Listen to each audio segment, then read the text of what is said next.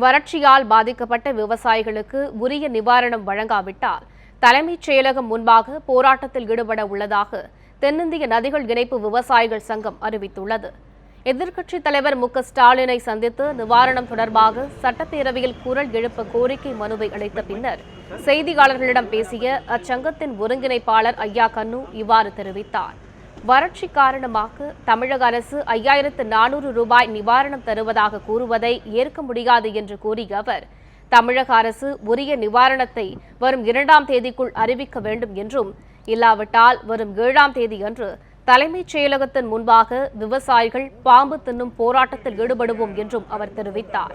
மேலும் விவசாயிகளின் கடன்களை தள்ளுபடி செய்ய கோரியும் நதிகள் இணைக்க கோரியும் வரும் மார்ச் 12ஆம் தேதி டெல்லி சென்று விவசாயிகள் அனைவரும் 100 நாள் தொடர் உண்ணாவிரதம் இருக்க திட்டமிட்டிருப்பதாகவும் ஐயா கண்ணு தெரிவித்தார். எங்களுக்கு உரிய நிவாரணத்தை இந்த அரசு 1-2 அறிவிக்கவில்லை என்றால் 7ஆம் தேதி சென்னைக்கு வந்து தலைமைச் செயலகத்தில் பாம்பை கடிச்சு திங்க போகிறோம். அங்கே ஒன்றுமே இல்லை, எங்களுக்கு வசதியே இல்லை. சோத்துக்கு வழி இல்லாத விவசாயெல்லாம் பாம்பை பிடிச்சிட்டு வந்து தலைமைச் செயலகத்தில் பாம்பு கறி தின்னும் போராட்டம் நடத்த போகிறோம்.